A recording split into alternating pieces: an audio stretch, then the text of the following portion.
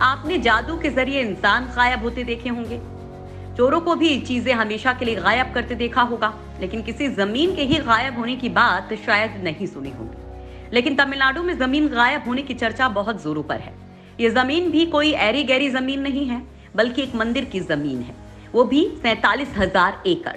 यानी मामला लंबा चौड़ा है। दरअसल तमिलनाडु में साल 1984 और 2019 के बीच मंदिर की 47,000 एकड़ जमीन लापता होने पर मद्रास हाईकोर्ट से राज्य सरकार को फटकार लगने के बाद वो खोई जमीन को वापस पाने के लिए कदम उठा रही है।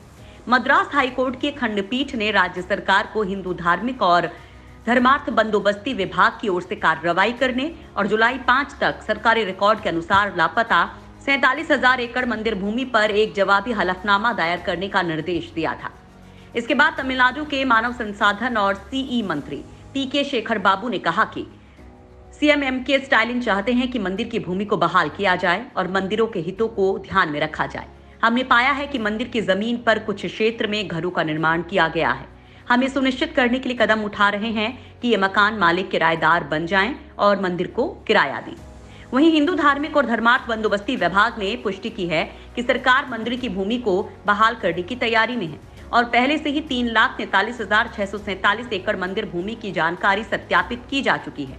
विभाग ने अपने पास उपलब्ध आंकड़ों और राज्य के भूमि रिकॉर्ड रजिस्ट्री में तमिलनाडु सरकार के राजस्व विभाग के साथ तुलना की। विभाग के अधिकारी ने बताया कि हमने वेबसाइट पर राज्य के हजारों मंदिरों से संबंधित शीर्षक दस्तावेजों, चिट्ठों और यहां तक कि उपहार कार्यों की जानकारी पहले ही अपलोड कर दी है। अब लोग आसानी से मंदिरों के साथ भूमि की भी पूरी जानकारी हासिल कर सकते हैं। तो वहीं इस मामले में बीजेपी नेता केटी राघवन ने कहा कि हमें देखना होगा कि तमिलनाडु सरकार इस मामले में कितनी गंभीर है। मद्रास हाईकोर्ट ने मानव संसाधन और सीई विभाग को पहले ही मंदिर भूमि रिकॉर्ड की असमानता के संबंध में एक जवाबी हलफनामा दाखिल करने के लिए कहा है। राज्य सरकार की नीति नोटों में 1984 में जब ये 5,25,000 एकड़ थी और 2019-20 में जब इसे 4,78,000 एकड़ कर दिया गया था, जिसमें 47,000 एकड़ का अंतर देखने को मिला। यदि सरकार अतिक्रमणकारियों से मंदिर की भूमि को दोबारा प्राप्त करने के लिए कदम नहीं उठाती, बीजेपी राज्य भर में बड़े आंदोलन शुरू करेगी।